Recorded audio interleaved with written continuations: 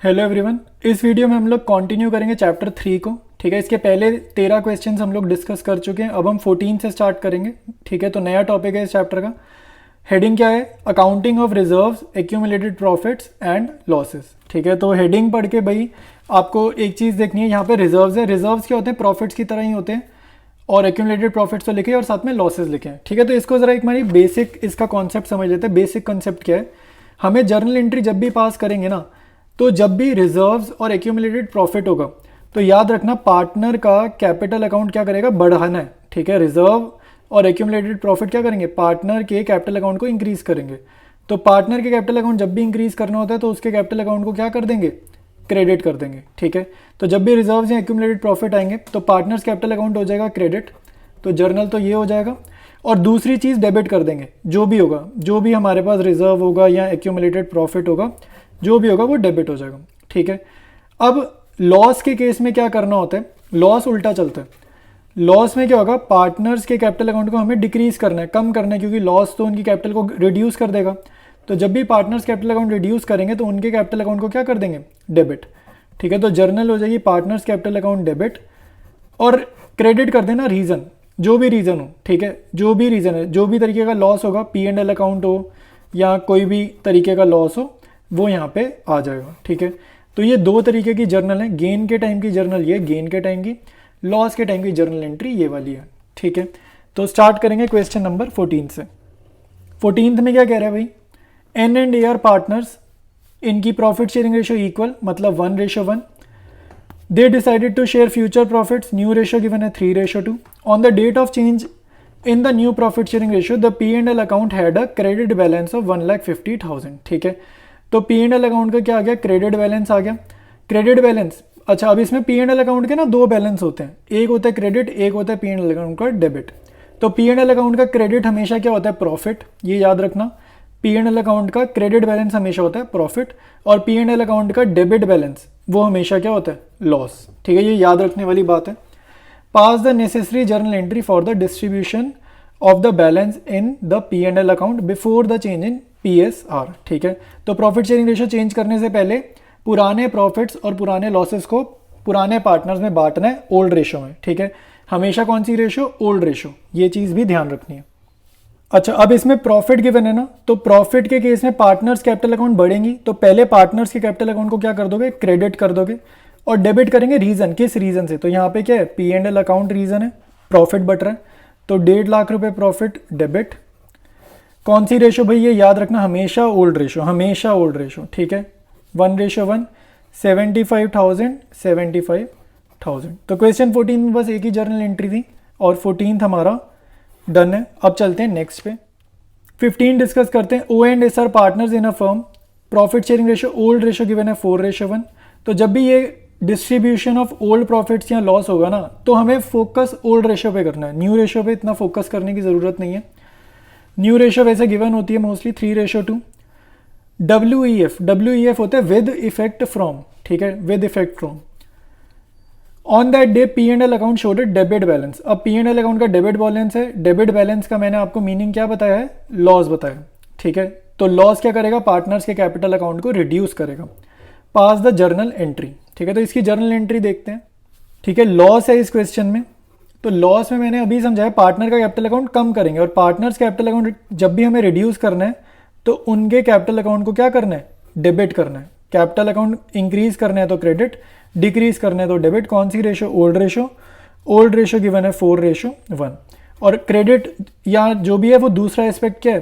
P&L account. P&L account की वजह से इनको डेबिट कर रहे हैं ना, तो क्रेडिट P&L अकाउंट कर देंगे। ठीक है, वैल्यू गिवन है 1 लाख, 4:1 यानी कि 20,000, एस में, ओ में 80,000।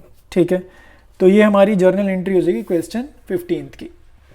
16 डिस्कस करेंगे। A, B and C are partners, इनका ओल्ड रेशियो गिवन है 5:3। Decide to share future profit, new ratio given है 2:3. Give the journal entry to distribute workman compensation reserve of 1,20,000 at the time of change in PSR when no information is given, there is no claim against it. ठीक है, अच्छा एक तो याद रखना इस question में क्या कह रहे हैं, हमें रिजर्व बांटना है। ठीक है, वर्कमैन कंपनसेशन रिजर्व बांटना है। अगर कोई इन्फॉर्मेशन नहीं है तो मान के चलेंगे कोई कंपनी के ऊपर कोई क्लेम नहीं है, ठीक है। जब भी इंफॉर्मेशन नहीं है तो एजम्पशन ये होती है, जो सेकंड पार्ट में लिखा है ना, वो एजम्पशन होती है कि there is no claim against it. तो पॉइंट 1 और पॉइंट 2 का आंसर क्या आएगा, एक तो सेम आएगा क्योंकि दोनों का मीनिंग सेम है।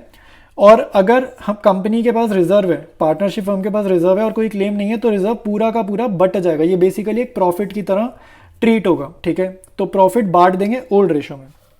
तो 16 की जर्नल लिखेंगे, रिजर्व डिस्ट्रीब्यूट होगा तो पार्टनर्स कैपिटल अकाउंट इंक्रीज होंगे। तो पहले मैं पार्टनर्स कैपिटल अकाउंट क्रेडिट कर रहा हूँ, जो इंक्रीज होता है उसको करेंगे credit.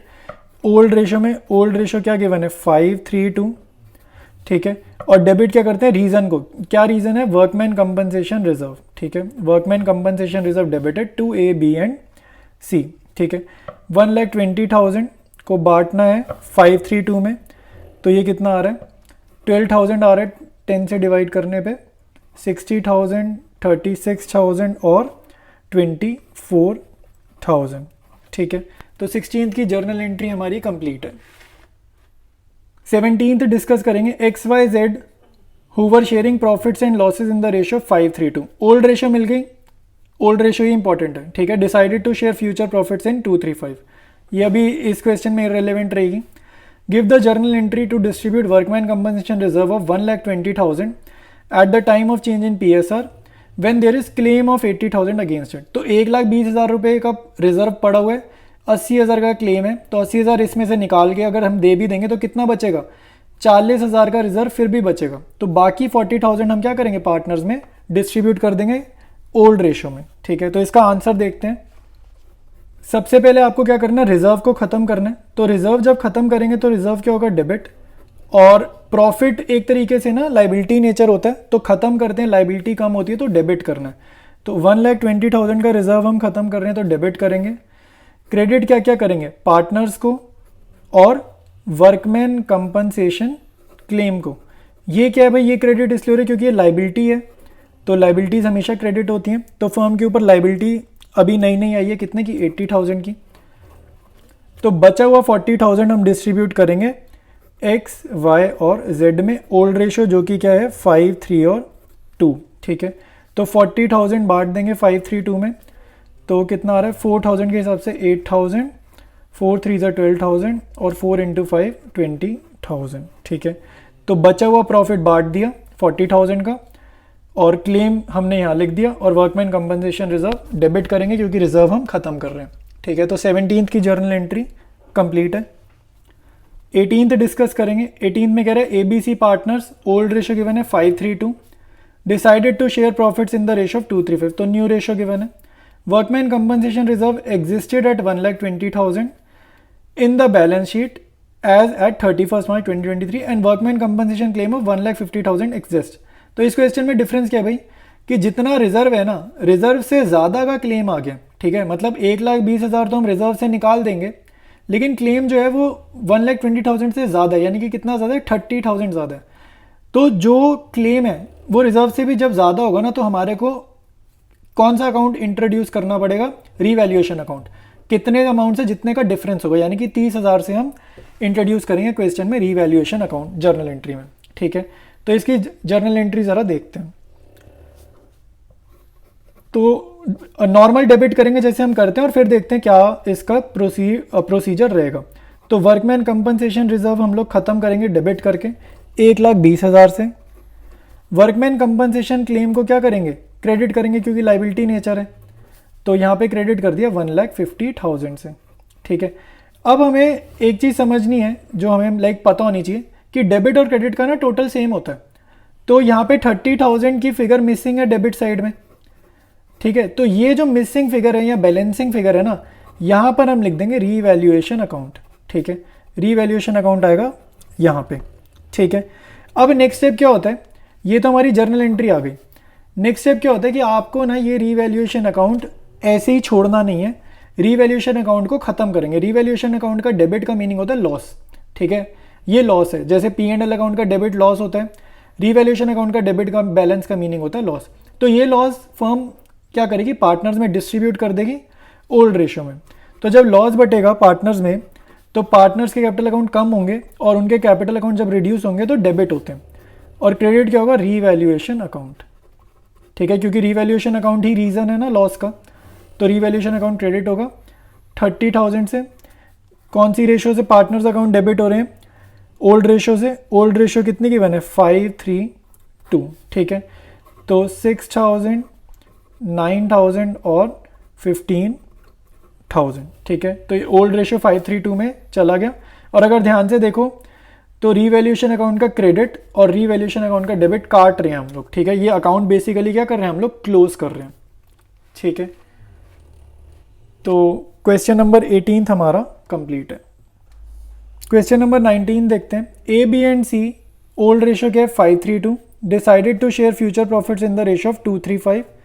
Give the journal entry to distribute investment fluctuation reserve of 20,000 at the time of change in profit sharing ratio when investment market value 95,000 appears in the books at 1 lakh, ठीक है। क्वेश्चन में भाई old ratio given है, new ratio ignore कर देंगे, ज़रूरत नहीं होती हमारे को इस टाइप के क्वेश्चंस में। जर्नल एंट्री क्या करनी है? इन्वेस्टमेंट फ्लक्चुएशन रिजर्व बांटना है। कितना इन्वेस्टमेंट फ्लक्चुएशन रिजर्व? 20,000 का। 20,000 हमें डिस्ट्रीब्यूट करना है। तो इसका सेम रहता है जैसे वर्कमैन कंपनसेशन होता है ना, वैसे ही सेम रहता है। नॉर्मल बांट देंगे ओल्ड रेशो में पार्टनर्स में। लेकिन यहाँ पे ना एक चीज़ ध्यान रखो, इन्वेस्टमेंट क्या हो गया? 1 लाख की बुक्स में, लेकिन अब वो गिर गई है, मार्केट वैल्यू 95,000 है। तो इन्वेस्टमेंट में ना फॉल आया, कितने का फॉल आया? 5,000 रुपये का फॉल आया। 1 लाख रुपये हमारी बुक्स में एग्जिस्ट कर रही है, बट रियलिटी में मार्केट में वो इन्वेस्टमेंट की वैल्यू कितनी होगी? 95,000 होगी। मतलब बाहर अगर बेचने जाएंगे तो इन्वेस्टमेंट 95 की बिकेगी, तो 5,000 का लॉस हमें दिख ही रहा है।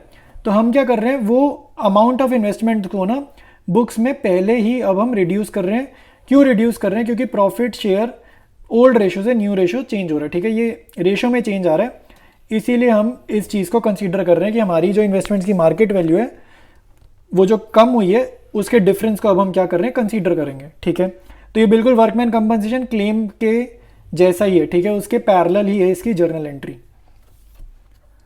ठीक है। सबसे पहली एंट्री क्या करेंगे? इन्वेस्टमेंट फ्लक्चुएशन रिजर्व को क्या कर देंगे? डेबिट कर देंगे। रिजर्व खत्म करना है ना, तो रिजर्व को डेबिट कर देंगे। 20,000 से डेबिट कर देंगे। अगर मार्केट वैल्यू सेम होती ना, 1 लाख ही होती और बुक्स में भी 1 लाख होती, तो सीधा डिस्ट्रीब्यूट कर देते पार्टनर्स में, ठीक है। तो हम क्या करेंगे? पार्टनर्स में डिस्ट्रीब्यूट करेंगे, लेकिन बचा हुआ अमाउंट। तो यहाँ पे इन्वेस्टमेंट्स कितने से गिर गया? 1 लाख से कितना हो गया इन्वेस्टमेंट? 95। तो यानी कि 5,000 से फॉल करा ना, तो यहाँ पे 5,000 क्या लिख देंगे? क्रेडिट में लिख देंगे 5,000 रुपीज़, ठीक है। अब ABC में कितना बटेगा? 15,000 बटेगा। किस रेशो में? ओल्ड रेशो में, जो कि क्या है? 532। तो ये हमारा कितना आ जाएगा? 7,500, 4,500 और 3,000, ठीक है। तो ऐसे हमने बचा हुआ इन्वेस्टमेंट फ्लक्चुएशन रिजर्व डिस्ट्रीब्यूट कर दिया पार्टनर्स में in the form of profit in old ratio, ठीक है।